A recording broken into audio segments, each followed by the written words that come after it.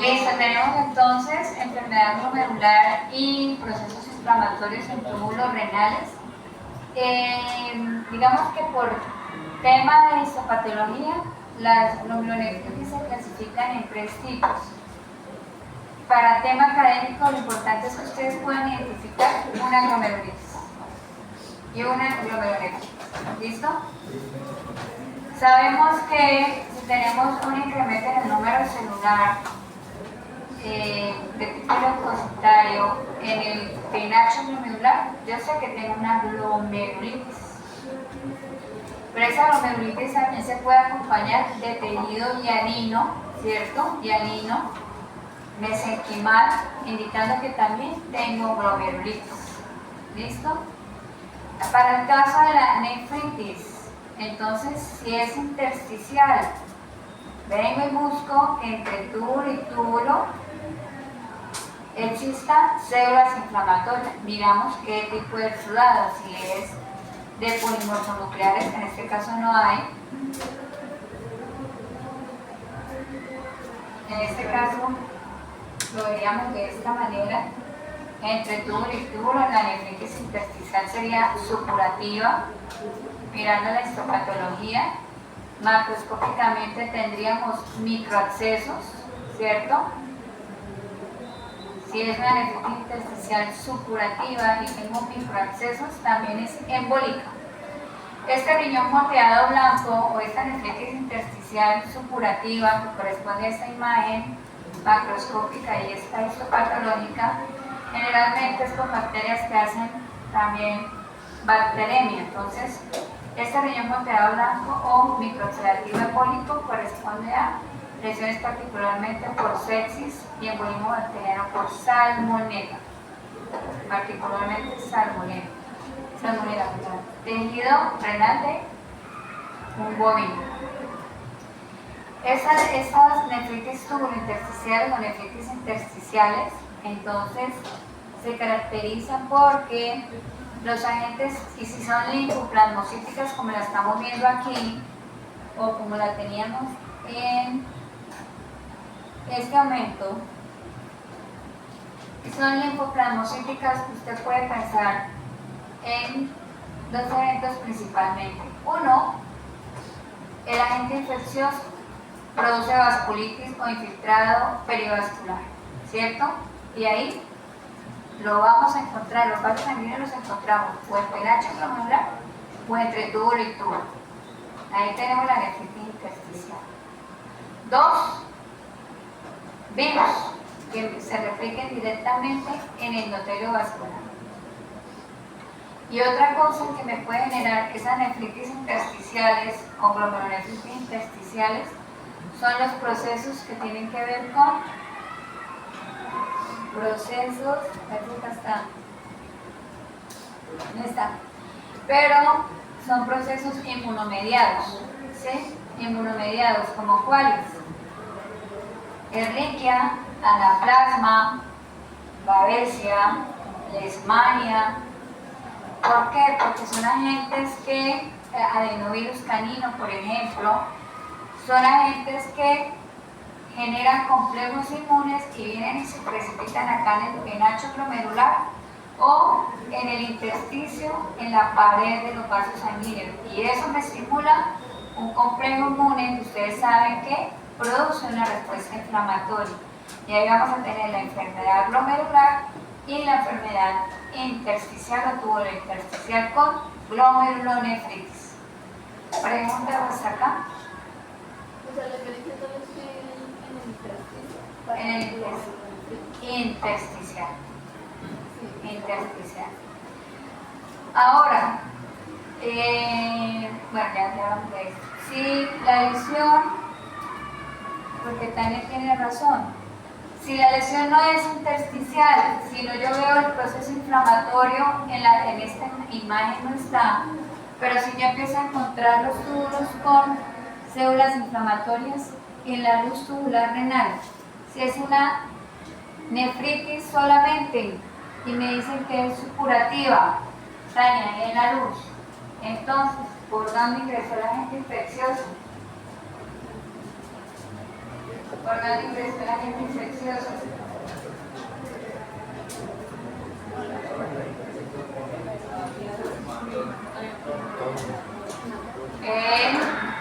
No, las hematógenas son las intersticiales, ya les dije, o precipitaciones en tu cuerpo o el agente infeccioso hace embolismo viral o hace viremia y me menciona el lecho vascular, hematógena. Si tengo la inflamación en la luz del túbulo renal, ¿por dónde piensen? Por sistema urinario. Entonces vamos a mirar. Si tengo una vejiga como esta,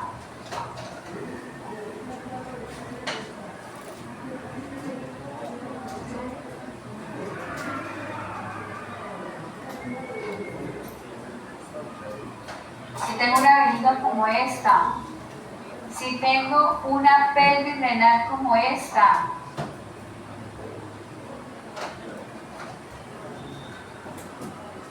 ¿cómo estará la luz de esos túbulos renales? Con gran contenido de piocitos, muchos piocitos. Entonces las pielonefritis, ¿cierto?, se acompañan con inflamación en la luz tubular renal. Natalia, la infección entra por uretra, vejiga, uréteres, pelvis renal y túbulos renales. ¿Listo?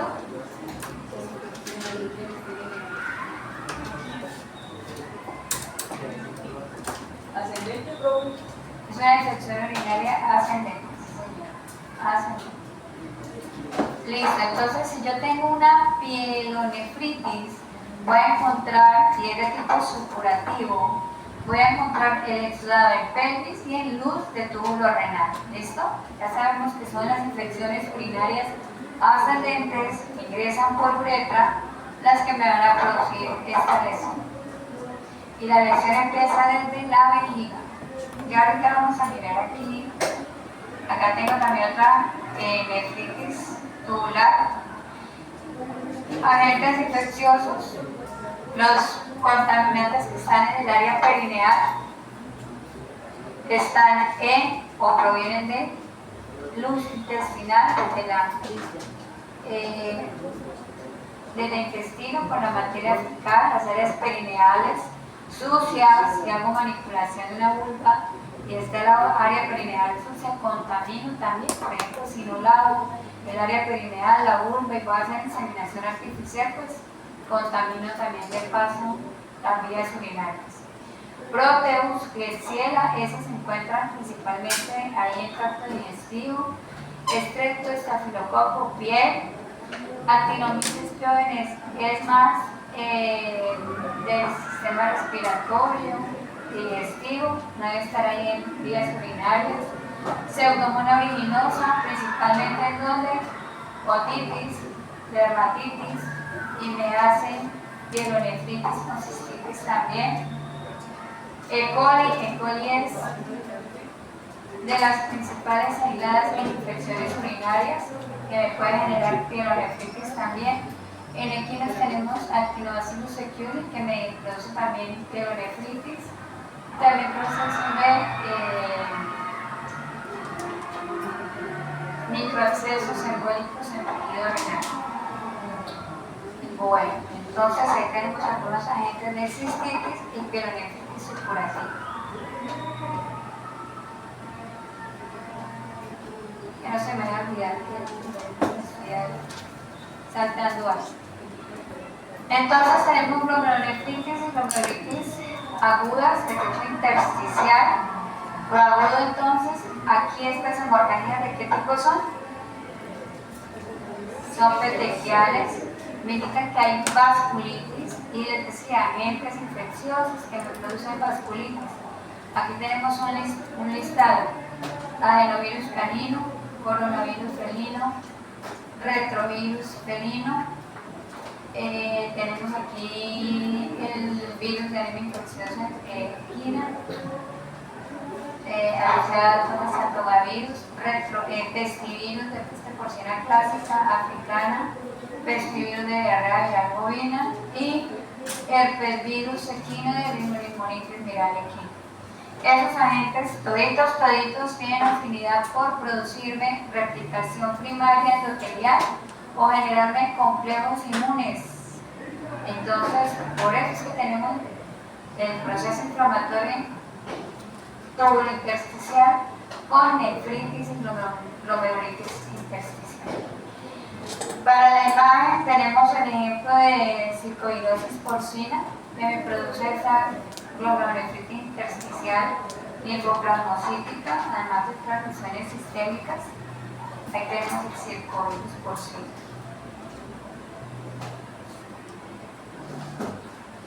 Y tenemos aquí agentes bacterianos que me dicen que también me pueden generar estas glomerulonefritis intersticiales agudas. Entonces miremos, biómetra, endocarditis vegetativa, actinomyces, erisipelotris, estrepto, actinobacillus. Resulta que estafilo, estrepto, actinomyces y actinobacillus equuli pueden ingresar por ombligo. Ellos pueden ingresar por ombligo. Entonces me hacen bacteremia, endotoxemia y glomerulonefritis intersticial. Ahí sí es por vía hematógena, ¿cierto? Y puedo encontrar microtrombos en tejido renal. Microexcesos en tejido renal. ¿Por qué dice biómetra? Porque el biómetra me puede producir una glomerulonefritis intersticial aguda. Volvemos a hablar del cuadro endotoxémico y una reacción inflamatoria aguda, UCIs, y una nefritis intersticial aguda. Lo otro es que el biómetra, además de que las bacterias se oportunicen, hablamos también de coli, Streptococcus, Proteus, Actinobacillus, ahí va todo. ¿Sería hematógena o urinaria? Biómetra, o estos todos. Biómetra, hematógena. Entonces recordemos que tenemos una endocardititis supurativa. Si es séptico, ahí está la bacteria en la luz. Si hubiera toxina, entran las toxinas que van de la circulación. En el caso del biómetra, además de las citotoxinas, esto puede favorecer la formación de complejos inmunes también con precipitación de complejos inmunológicos, vasculitis y la nefritis intersticial aguda. ¿Listo? Entonces fíjense que puede ser vía hematógena o glomerulonefritis intersticial. Depende de la ruta de ingreso. En este caso es hematógena. Listo. Glomerulonefritis crónicas. Para este caso nosotros podemos encontrar esclerosis glomerular o fibrosis del tejido renal. Esta mañana con unos chicos del otro salón vimos áreas de esclerosis tubular renal, un paciente de una pregunta ya de edad avanzada. Y vamos a encontrar entonces que se reduce la tasa de filtración, generándome una insuficiencia renal, también de tipo crónico. El término esclerosis significa fibrosis, y para hablar entonces de glomerulosclerosis sabemos que el glomérulo se reemplaza por tejido de granulación o cicatriz.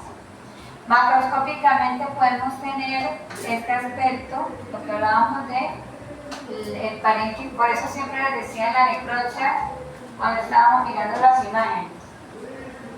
¿Dónde está el virus con la cápsula retirada? Necesito ver la superficie parenquimatosa renal. No, creo que no reconozco. Bueno, trabajemos con lo que encontremos para explicarlo. ¿Por qué? No se puede hacer. Si usted encontró macroscópicamente, bueno, una cosa es que las nefritis intersticiales agudas o como nefritis intersticiales agudas, macroscópicamente difícilmente me indican lesiones. diferente a lo que vemos en una glomerulonefritis crónica. Y vemos entonces pérdida del contorno del órgano y empezamos a observar ese aspecto de portiforme, el aspecto de piel de naranja. Yo les decía, imagínense la cáscara de la naranja que es filiforme y en el proceso inflamatorio del riñón, cuando es intersticial, vamos a tener ese aspecto filiforme también en el parénquima, asociado a un proceso de cronicidad. Ya es más fácil, si yo veo que hay pérdida de la corteza con fibrosis, pues ahí es más fácil identificar que el proceso es crónico, ¿cierto? Glomerulonefritis crónica. Vamos a observar de estos procesos, ya hablamos de los embólicos metastásicos, en el caso de salmonela, alpiómetra y los otros agentes que mencionamos, streptococcus, actinobacillus, actinomyces, entre otros. Una consecuencia de la glomerulonefritis crónica es que puede encontrar focos de mineralización en túbulos renales. Y ustedes saben que el mineral, en el caso de que sea un proceso distrófico o metastásico, la mineralización siempre se va a ver de coloración azul o tonalidad basófila. Se pixela mucho. Tonalidad basófila. La lesión intersticial no solamente es linfoplasmocítica o microoxidativa, vamos a encontrar lesiones también granulomatosas. Miren que el coronavirus felino lo teníamos aquí, en nefritis intersticiales que son agudas, glomerulonefritis intersticiales agudas, pero acá vuelvo y repito, lo podemos encontrar en glomerulonefritis de tipo granulomatoso. Recuerden que el coronavirus felino de la peritonitis infecciosa felina tiene dos mecanismos de lesión.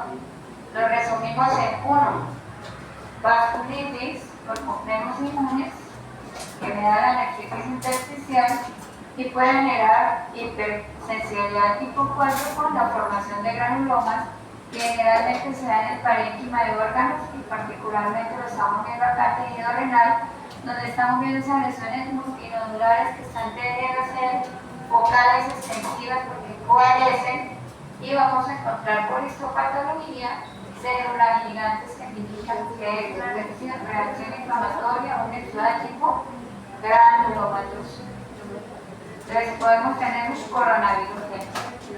Leishmania, también yo les había hablado, dentro de todo lo que dije, les había dicho, leishmania me puede hacer vasculitis con glomerulonefritis intersticial. Los procesos de cronicidad por leishmania también me pueden hacer granulomas de un agente persistente con una reacción entonces de células gigantes. Y hablamos de histoplasma, cryptococcus, blastomyces. Creemos de esos agentes, ¿dónde los trabajamos ya? ¿En qué sistema escuchamos esos agentes? Sistema respiratorio. ¿Qué producen en el sistema respiratorio? Granuloma, ¿cierto? Producen granuloma. Rinitis granulomatosa, ¿sí la recuerdan? Rinitis granulomatosa.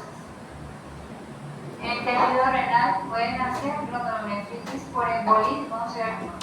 En este caso es micótico, las formas leudoriformes de estos hongos pueden llegar a intersticio tubular renal y hacerme granulomas renales.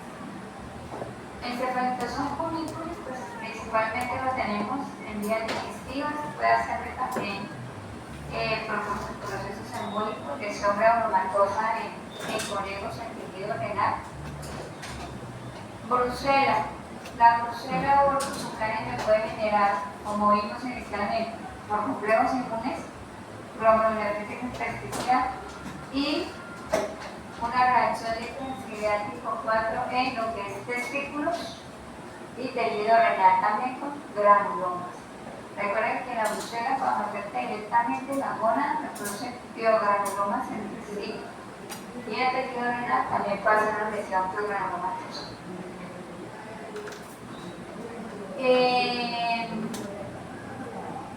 Corinebacterium pseudotuberculoso, nosotros lo tenemos principalmente con lesiones de linfadenitis gaseosa, lo vimos el semestre pasado. Podemos encontrar lesiones de neumonía, ¿cierto?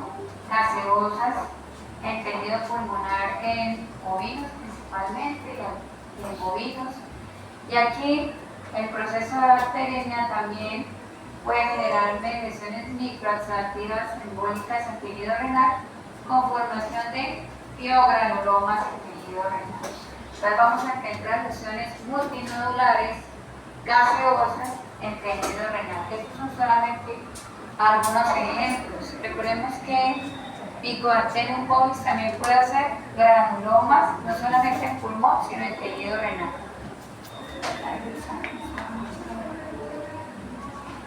La consecuencia de esta lesión granulomatosa es una insuficiencia renal crónica.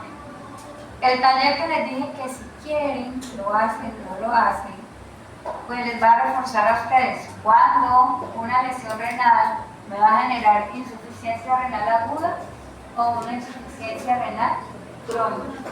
¿Listo? Por eso deben hacer el taller, pero ya sabemos que si yo tengo una lesión aguda, como las que veíamos acá, y la lesión es bilateral renal, el paciente va a desarrollar insuficiencia renal aguda. Pero si hablamos que hay glomerulosclerosis o nefrosis en ese tejido renal, yo sé que la insuficiencia es crónica.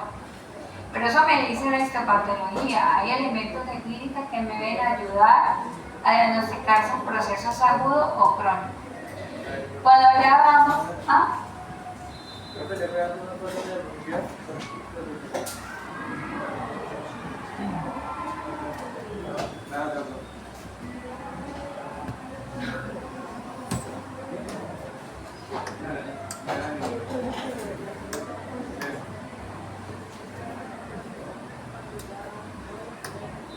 Bueno, para los que llegaron un poquito tarde, ustedes tienen en campus esta presentación, la actividad evaluativa número, del momento que les digo.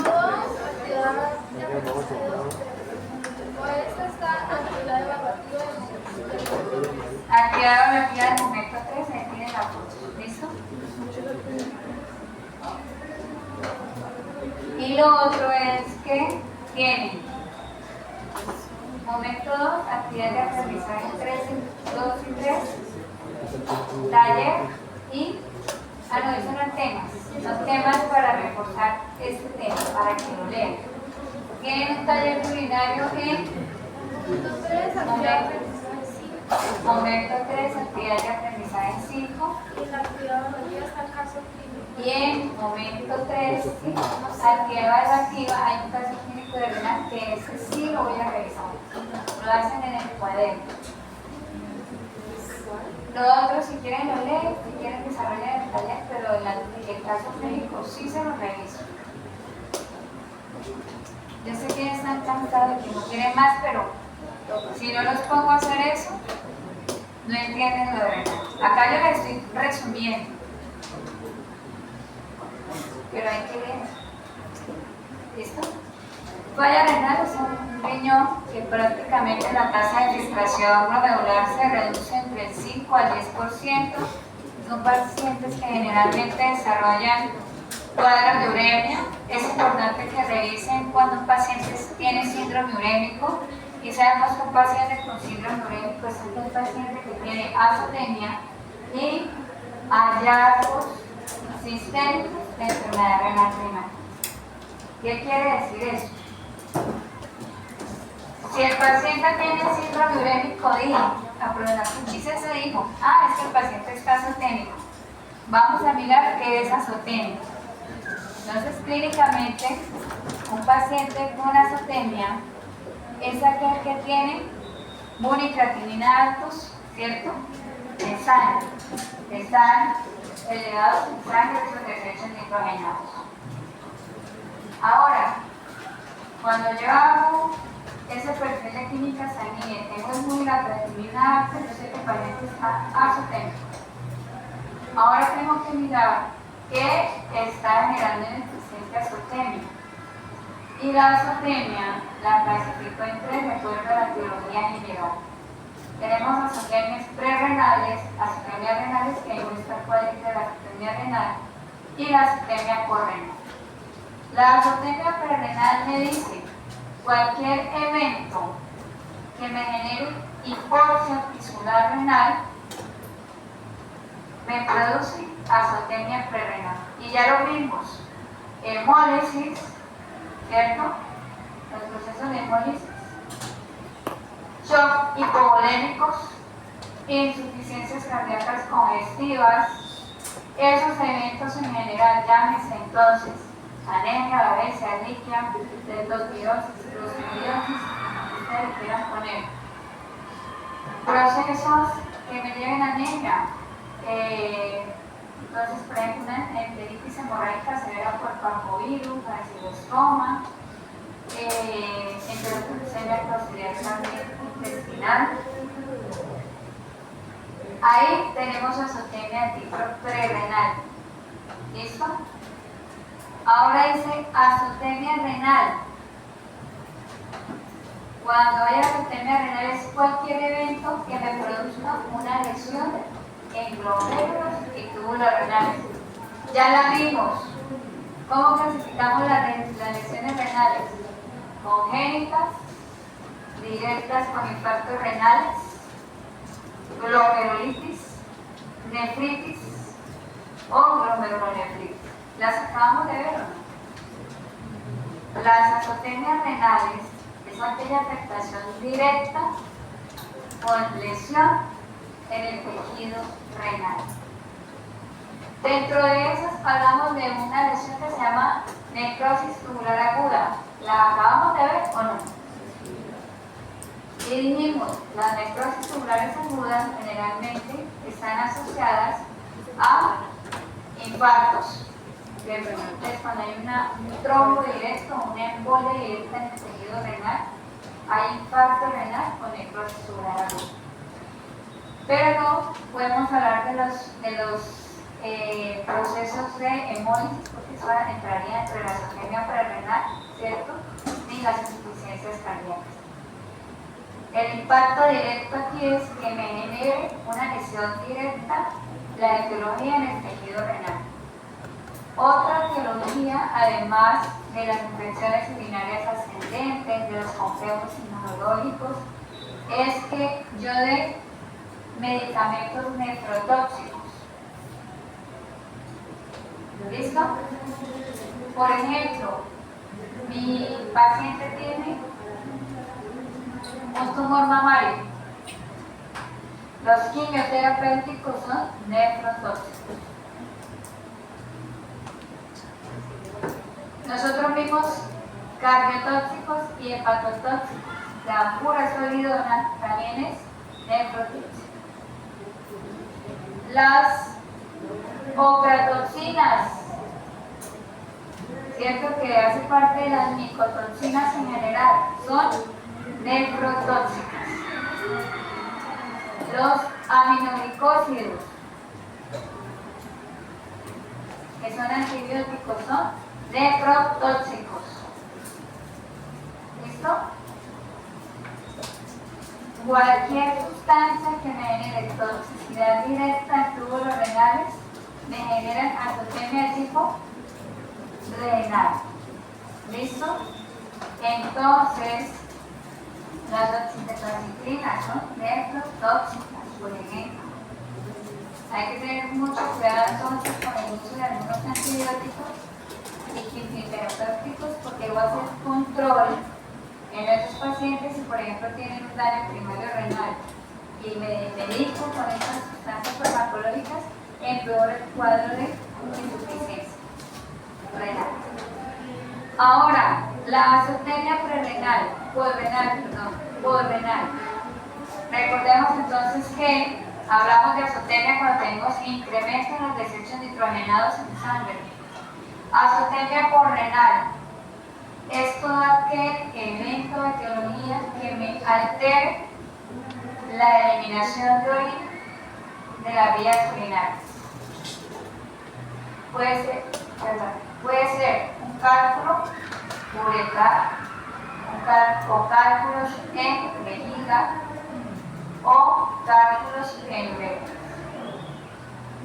Si la obstrucción es total, eso me incrementa la azotemia. ¿Listo? Por ejemplo, en felinos hay algo que se llama síndrome urológico obstructivo felino. Y a ellos se les hacen unos tapones uretrales en la uretra peneana que no les permiten orinar. Entonces el paciente llega deshidratado, estuporoso, y entonces reporta que orina con sangre o no orina. Y cuando vamos a hacer el sondaje encontramos que la sonda no pasa. ¿Listo? Entonces tenemos un tapón uretral y el paciente está azotémico. ¿Listo? En este caso, un tumor, por ejemplo, en las células epiteliales del epitelio de transición a urotelio, carcinoma de células transicionales, es o genera obstrucción. Si yo hago un procedimiento quirúrgico en uretra, en uréteres, y yo no dejo la sonda al menos unos 4 o 5 días y retiro, hago fibrosis uretral o fibrosis ureteral y hago un proceso obstructivo por cicatrización. ¿Listo? Entonces cualquier evento que me genere obstrucción en la vía de excreción urinaria me genera azotemia de tipo podrenal.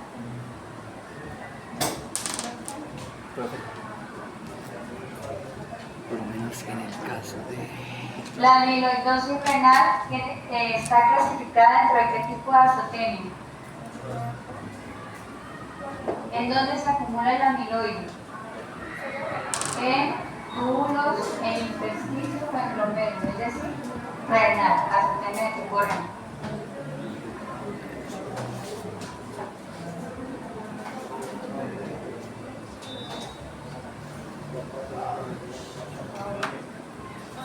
Entonces tengo el síndrome urémico asociado a una insuficiencia renal crónica, que dijimos es una constelación de signos asociados a insuficiencia renal con pacientes azotémicos. ¿Listo? Ahí vamos. ¿Qué puedo encontrar en un paciente con síndrome urémico? Algo que se llama osteodistrofia fibrosa. ¿En qué consiste? Los huesos se vuelven maleables.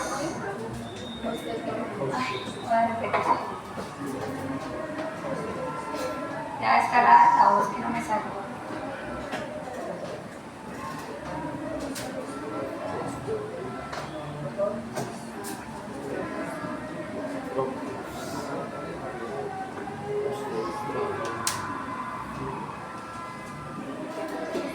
La osteodistrofia es por el tema de insuficiencia renal y síndrome urémico o un paciente con uremia. Es un paciente que tiene pérdida de la densidad ósea, hay osteomalacia. ¿Listo? Y los focos de reblandecimiento óseo son reemplazados por tejido fibroso. Entonces ahí tenemos la osteodistrofia fibrosa. Ahora, ¿qué me produce la osteodistrofia fibrosa en el síndrome urémico? ¿O por qué se da esa patología también? No solamente lo vamos a encontrar en la región mandibular, en el arco costal, lo vamos a encontrar en los huesos costales, vamos a encontrar también estas costillas maleables, los huesos largos también se pueden fracturar fácilmente y obedece a un mecanismo que se llama hiperparatiroidismo secundario. Sí, creo que hay una solución. Profe, Sí, ahí hay una solución. ya cuando llega a ese ya no, ¿verdad?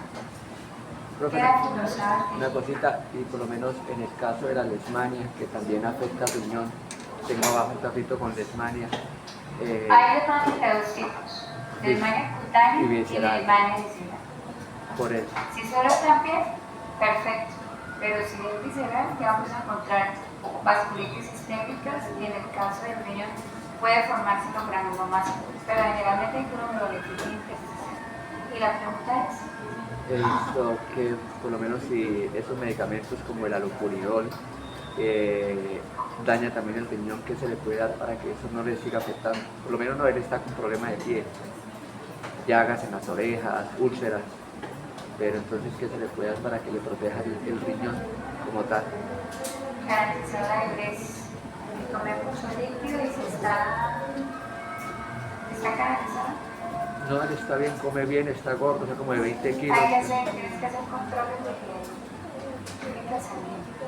Pero no hay otra cosa por la que pasar de Artemisa, me dio un estudio de 40 perros donde los trataron con Artemisa por 6 meses y se curaron. Sí, es una alternativa. Pero realmente es utilizar como que más rápido y más ejercicio. Pero sí, estaba mirando el glucantín. Hacer química sanguínea. Bueno, entonces en el caso del hiperparatiroidismo secundario que me explica la osteostrofia fibrosa, tenemos el siguiente evento. Un paciente con enfermedad renal que tiene una tasa de filtración glomerular baja empieza a perder, no sé si tengo acá, acá.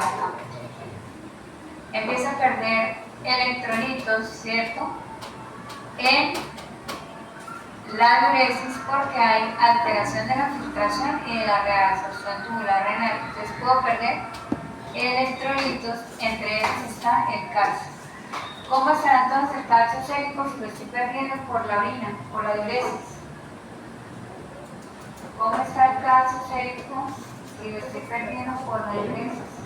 Entonces el paciente está con hipocalcemia.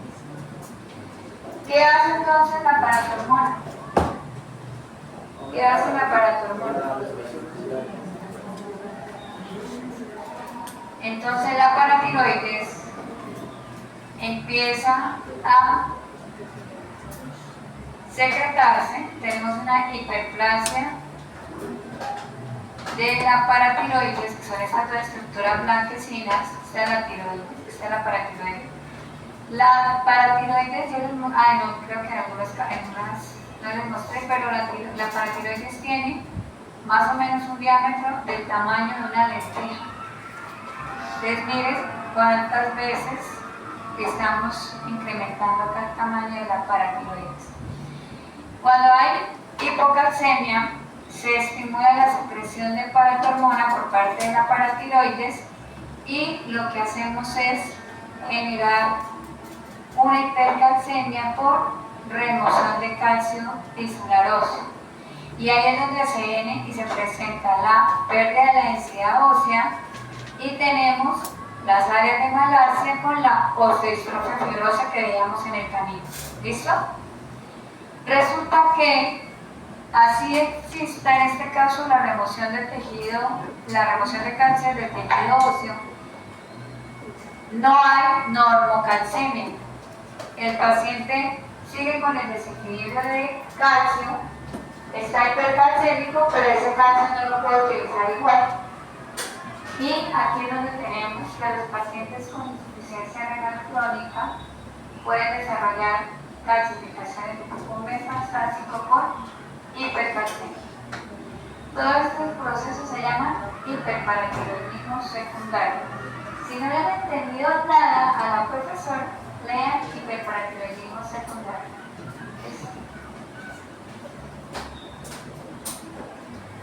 Si a la cuchi no le han entendido, lean eso. Entonces, bueno, ¿qué debemos hablar de la falla renal aguda?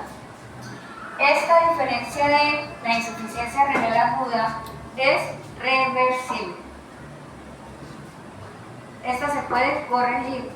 Lo que hablábamos con Francisco, ¿qué pasa si le estoy dando a este paciente un tratamiento para la desmania y cómo hago para mantener la funcionalidad renal? Retiro el fármaco y hay un proceso reversible en el caso que existe insuficiencia renal aguda de la nefrotoxicidad. El individuo se recupera del proceso de intoxicación. Entonces, lo importante es mantener la diuresis, que el individuo siga orinando. ¿Listo? Y que no haya pérdida de sólidos por orina. Eso es importante. Entonces, las lesiones renales agudas que me llevan a insuficiencia renal aguda son reversibles, se pueden corregir. Ahora, síndrome urémico. Tenemos varias lesiones asociadas. Lesiones sistémicas,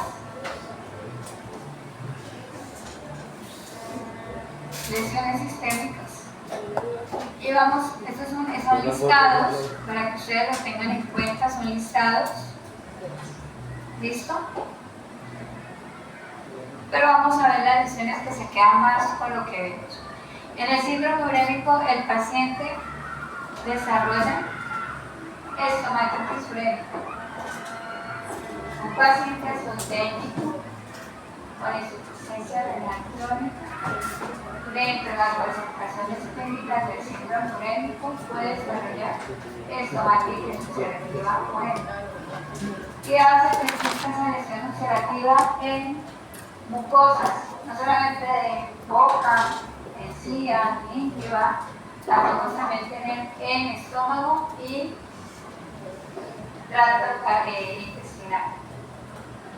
Uno es que esas toxinas urémicas pueden generar una lesión en la pared vascular, en todos los sistemas, generando necrosis fibrinoide vascular. ¿Habíamos escuchado el término necrosis fibrinoide vascular? Sí, pero no me acuerdo. Recuerden que es una necrosis de la pared de los vasos, ¿cierto? Nosotros vimos necrosis de coagulación, necrosis de Fenker, gaseosa y todas las demás. La necrosis fibrinoide vascular es solo la pared de los vasos. Los desechos nitrogenados en un paciente esotérico lesionan y generan necrosis vascular. Adicional, si yo tengo bacterias sapróficas en esa flora de la cavidad oral y toman la urea y son bacterias ureasas positivas, cogen esa urea y me la convierten, la metabolizan en amoníaco. Y el amoníaco es una sustancia que irrita. Entonces puedo tener úlceras por amoníaco.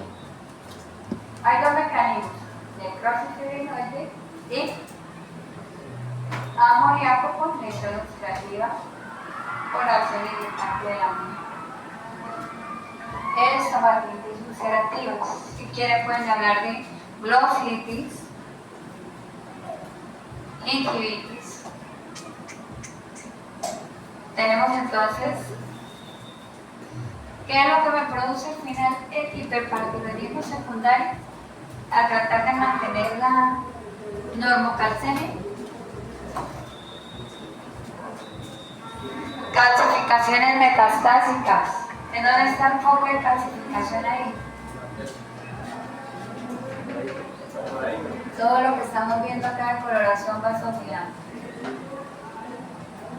Mucosa con atrofia y estamos viendo macroscópicamente una gastritis ulcerativa hemorrágica.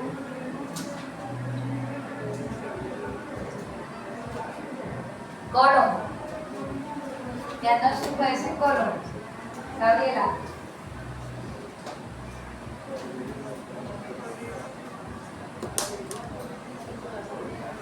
La colitis difusa necrótica y hemorrágica severa.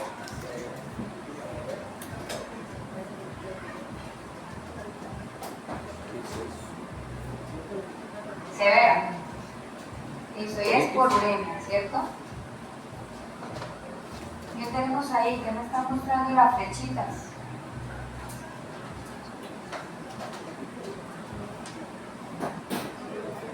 ¿De qué color son las mucosas de ese intestino? ¿De qué? Blanquecina, ¿cierto? Blanquecina. Tenemos clasificación de curso metastásica de la mucosa del intestino delgado. Entonces tenemos una enteritis, si esa es clasificación metastásica. Una enteritis difusa y necrotizante también, difusa necrotizante. Esta sí ustedes la diagnostican. ¿Qué tenemos ahí?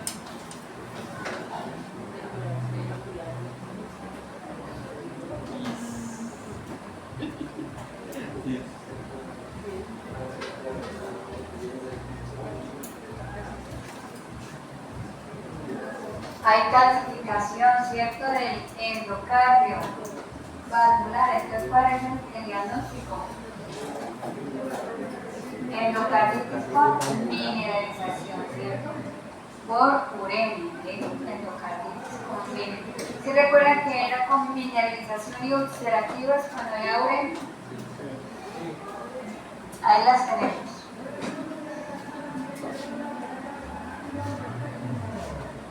Normal, con patología. ¿Qué estamos viendo acá?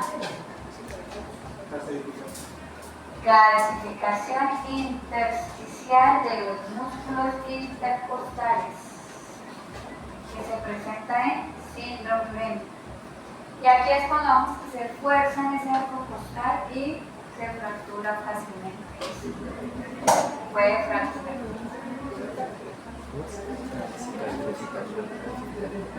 ¿Qué diagnosticamos acá?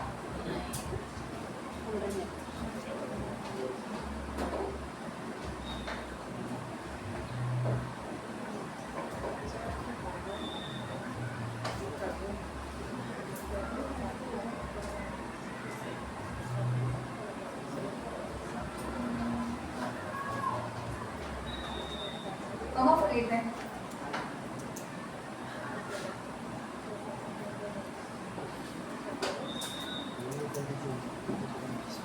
Luisa, ¿qué es?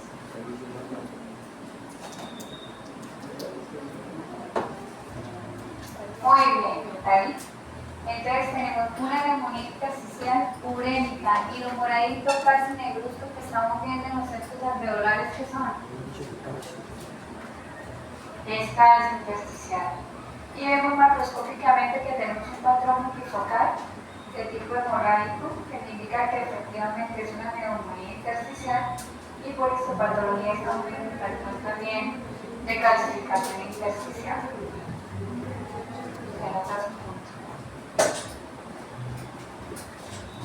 Neumonía urémica o neumonía intersticial urémica. Eso es en el caso de un equino con focos también de distribución al azar, púrpuras o neumonía intersticial de tipo urémico. Hay algo acá secundario de catarral supurativo, pero el resto es multifocal. Ya un riñón terminal hace más parte del proceso una nefroesclerosis, una glomerulosclerosis, cuando tenemos proceso ya de fibrosis intersticial, tubular y el glomérulo. Prácticamente es un paciente que está en estado terminal de su función renal. Prácticamente es un riñón con capacidad del 5 al 10% de filtración.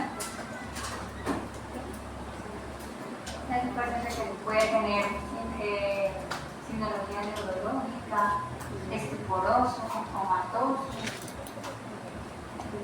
Hay algo característico también del síndrome urémico. El paciente presenta color amoniacal. Color amoniacal. Color amoniacal.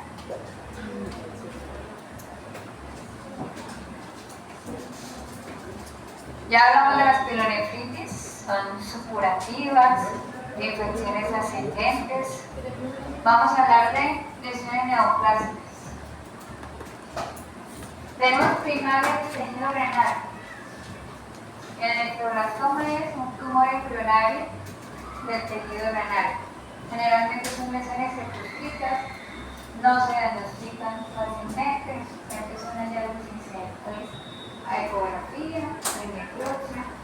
Y tenemos los carcinomas renales, que son los diagnósticos más lindos de procesos tumorales primarios renales. Generalmente el carcinoma renal, le diagnosticamos, pero la presentación es muy baja. Y tenemos lesiones neoplásicas secundarias, es decir, donde el riñón es un órgano satélite secundario para patologías proliferativas. Entonces tenemos acá el ejemplo de nefroblastoma, tumor primario de células embrionarias. Generalmente son pequeños, únicos y se mantienen ahí quietitos sin ninguna manifestación clínica. Y tenemos los tumores secundarios metastásicos para el tejido renal, y acá hablamos de linfosarcomas renales. ¿En dónde son primarios los crecimientos del linfosarcoma? Buena pregunta. ¿En dónde son los crecimientos primarios del linfosarcoma? Donde hay la tejido linfoide, ¿cierto? Los nódulos linfáticos, los linfonódulos y vaso. Y el vaso. Si estamos hablando de Marek, de neurosis aviar, ¿en dónde encontramos los linfosarcomas de forma primaria? En el vaso y en la bolsa de Babel. Muy bien. Listo, entonces tenemos linfosarcomas renales que son secundarios y metastásicos. Y vamos a hablar de urolitos. Acá yo me extendía mucho porque me ponía a hablar algo de laboratorio, de la formación de los cristales, para ser muy directa con este tema también. Los cálculos urinarios, entonces, dependiendo de su composición, van a tener como una clasificación diagnóstica. En este caso podemos tener cálculos de estruvita o de fosfato triple, cálculos de oxalato de calcio, de uratos o de ácido úrico, de cisteína y de carbonato de calcio. Los dos últimos, que son los de cisteína y de carbonato de calcio, no tienen generalmente complicaciones en la formación del urolito. Es decir, podemos tener muchos cristales en el sedimento urinario, que les voy a mostrar el ejemplo. Estoy hablando de los dos últimos, ¿listo? Entonces tenemos de cisteína y de carbonato de calcio.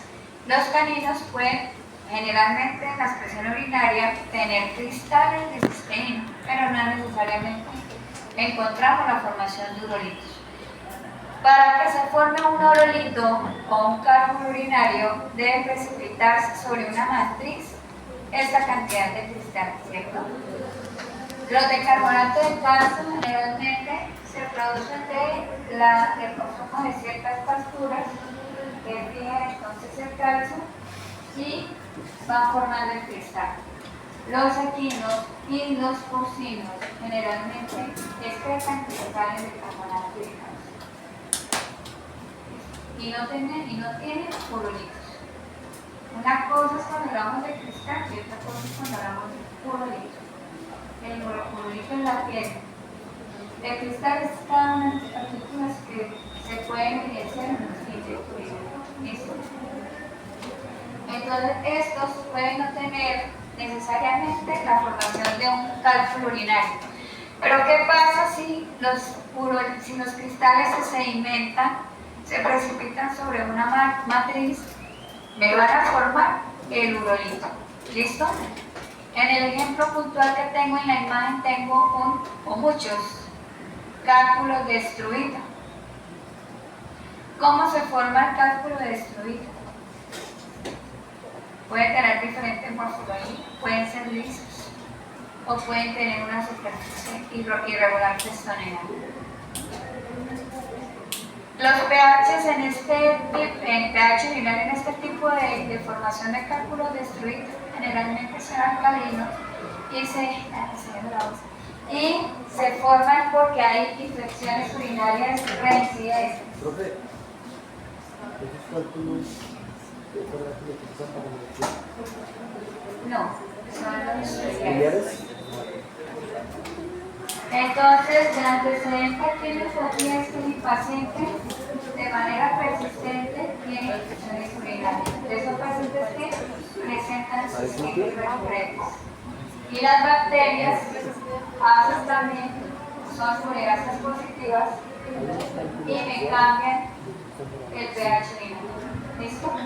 Ese cambio a un pH alcalino facilita la formación del urolito.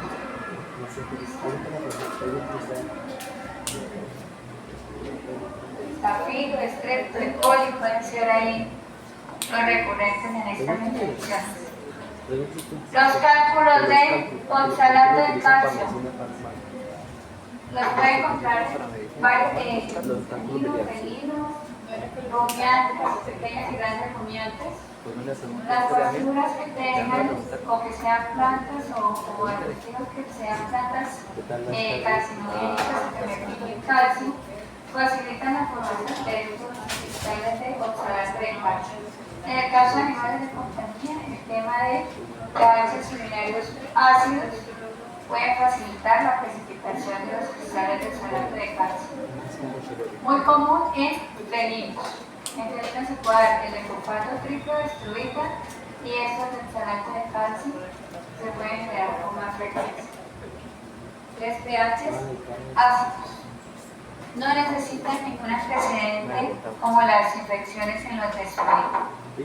Profe, ¿por qué? Acá tenemos una pregunta que ¿por qué usan los cálculos para compra, para uso humano? ¿Sí es así la pregunta, Cristian? No. Cristian. Los El bobo, ¿no? los biliares hacen equipos electrónicos. De uso humano. No, yo he escuchado que es para temas de equipos electrónicos. Por ejemplo, Que el gramo es costoso. En las plantas de custodia hay unos tanques especiales donde deben depositar claro, es el negocio. se llaman colenito. Colenito. Generalmente ellos, el dispositivo tiene como un tamiz, una malla. Entonces ahí se va recolectando. Pero sé que es caro por el tema de la producción de equipos electrónicos, pero no sé si lo usan para medicina. No.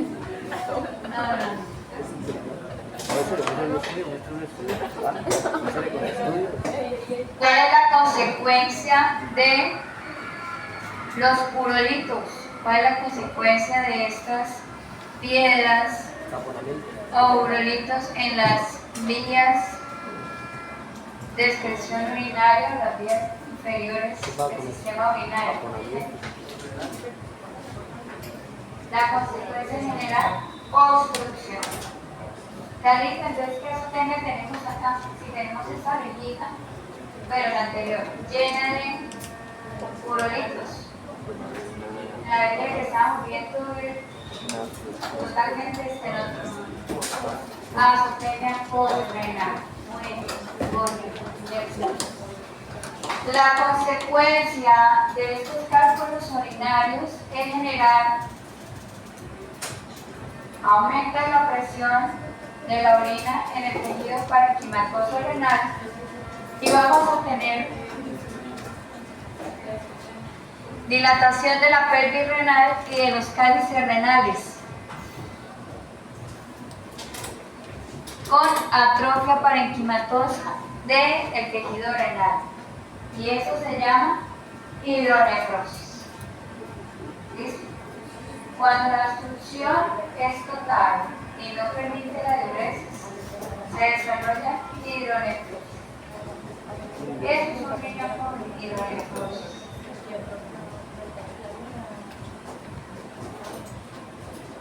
¿A qué se parece ese riñón con hidronefrosis? ¿A qué se parece? Era un juego softball o pelota caliente o béisbol. ¿A qué se parece? Fútbol americano. Muy bien. ¿Sabe usted que se acordó que está al banco, ¿cierto? Y ahora estoy hablando de ¿qué se está viendo? Ya cada quien con sus cosas. ¿Qué dijo?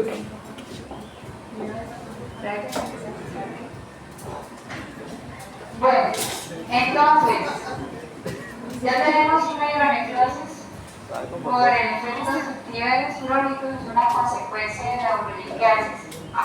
Acá tenemos también cistitis hemorrágicas agudas asociadas a urolitos en este caso, miremos la mucosa como está totalmente hemorrágica. ¿Nos pueden explicar lo que tenía coágulos y laberintos? ¿Pueden ver otros a ustedes? Cuando hablo de esto solamente vamos a llamar por civil, o sea, por yo estuve en una conferencia, pero el médico veterinario era de otro país y ellos hacen el mismo ¿Endoscopia? procedimiento. No, Hacen no sé, creo que el marco. hacen endoscopia vegetal y con vibraciones. Destruyen el Y parque. luego con el endoscopio van retirando las dos. A nivel se hace. Yo no sé si en Colombia hacen la técnica de la lipotripsia. Debe ser muy caro. La lipotripsia es la técnica que se hace, no es invasiva, es uretral. La idea es desplazar los cálculos hacia la vejiga, hacer la fragmentación del hueso y retirarlos por endoscopio. Yo vi eso, pero justo por Sí, se suelta por orina, porque no está haciendo por orina. El cristal solamente es el material que se precipita, se ve por microscopio de luz. Ahí no tenemos tiempo. Por eso les decía, una cosa es que estén los cristales en los sedimentos, otra cosa es que se forme el fluorito. Son dos cosas totalmente diferentes. La precipitación del cristal me informa del fluorito. Son las mismas que no comer los Entonces, otras causas de estas cistitis hemorrágicas agudas son las infecciones ascendentes. Principalmente mencionábamos el E. coli, responsable de estas lesiones hemorrágicas agudas severas. Si no tenemos la evidencia que hay cálculos, pensamos en infecciones por agentes bacterianos. Entonces, digamos que el agente bacteriano sea hemolítico, tenga la capacidad de invadir mucosa vesical, tenga factores de violencia que se anclen en el epitelio y lo inflamen, ¿cierto? O simplemente las toxinas produzcan esa lesión hemolítica, hemorrágica en la mucosa de la vejiga, generando esa lesión difusa hemorrágica. Esa es una cistitis menos severa, también es hemorrágica, pero es menos severa que la anterior, también por infecciones ascendentes. Estas cistitis foliculares que tenemos aquí en vejiga son nódulos hiperplásicos en la mucosa, generalmente tienden a ser hemorrágicos o no. Pueden medir entre milímetros o centímetros como estos que tenemos acá. Hay engrosamiento de la pared indicándome que hay cistitis. Y la principal lesión histopatológica es que en la mucosa y submucosa de estos nódulos tenemos agregados linfoides o infiltración o exudado linfoplasmocitario que me indican que efectivamente hay cistitis de tipo folicular. Tiende a ser una cistitis de carácter crónico esta lesión. Vamos a mirar esta otra, que es una cistitis de tipo polipoide. Son cistitis también crónicas. Acá pues vamos a encontrar hiperplasia del epitelio de la vejiga, más la reacción inflamatoria del linfoplasmocito. La diferencia acá es que las lesiones hiperplásicas de la mucosa tienden a observarse en la luz de la vejiga. ¿Con qué debo diferenciar estas cistitis polipoides y estas cistitis foliculares? Las debo diferenciar de carcinoma de células transicionales o carcinoma de células del urotelio, ¿cierto? Que es un tumor maligno en la mucosa de la vejiga. Y finalmente tenemos algo que se llama enfisema vesical. Ustedes saben que el enfisema es aire, ¿cierto? Retenido en los tejidos. Este enfisema se diagnostica mejor por técnicas que utilicen imágenes diagnósticas como una ecografía, como una radiografía. La radiografía sí permite observar más fácilmente el enfisema vesical. ¿Listo? Y ahora puede generar ese atrapamiento de gas entre las paredes de la vejiga. Bacterias que sean fermentadoras, como los Clostridium. Recuerden que los Clostridium, además de generar toxemia, hemorragias sistémicas, producen gas por fermentación. Entonces, el enfisema de la vejiga la puede encontrar en una cistitis hemorrágica y la pared con retención de gas. ¿Listo? Clostridium. Un paciente con diabetes mellitus. Pacientes con diabetes mellitus es común encontrar con animales de compañía. La diabetes mellitus se diagnostica, es una de las causas de hipertensión, es una de las causas de uveitis, es una de las causas de glaucoma en animales de compañía. La diabetes mellitus. Si yo tengo un paciente con glucosuria, ¿cierto? Y además tiene infección recurrente por E. coli, hay cistitis por E. coli, pues la coli coge esa glucosa de la orina, la fermenta y me genera enfisema de la vesícula. ¿Listo? Agentes psicóticos como en el caso de la cándida, nosotros habíamos hablado en cándida también, que me produce faringitis y laringitis necrotizante. También produce glossitis necrotizante, generalmente en animales inmunosuprimidos. Un individuo con VIH en humanos, la cándida aprovecha y les genera estomatitis también pseudomembranosas. En el caso de infecciones ascendentes por cándida, la cándida también tiene la capacidad de generar fermentaciones al uso de la vejiga y favorece el enfisema de la pared vesical. Otros agentes que no son muy comunes en el caso de las infecciones urinarias ascendentes que me pueden facilitar este enfisema es la pseudomonas y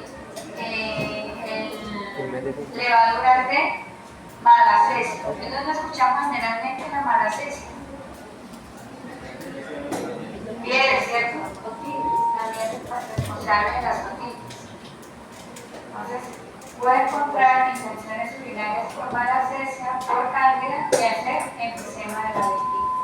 Pseudomonas también le puede hacer esta lesión. Y es muy raro que no escuchen malacesia en la vejiga. Esta semana, en martes que llegué, leí un caso de sedimento urinario directo, lavado vesical, sondaje traumático por los 13.000, malacesia. Las tres tomas, lo único que salieron, malacesia, y no es común escuchar infecciones por malacesia en las vías urinarias, pero sí se diagnostica. Me puede facilitar también enfisema de la vejiga. Busca si quieren en el señor Google enfisema de la pared vesical y miren por ecografía cómo se ve que se ve bien bonita la radiografía. Hasta acá entonces terminamos nuestro primer tema de nuestra evaluación final. Entonces tenemos patologías del sistema urinario determinadas. Traté de sacar lo más relevante del sistema urinario. Pueden tomarse 15 minutos de descanso, 5 seamos amigos y volvemos. 15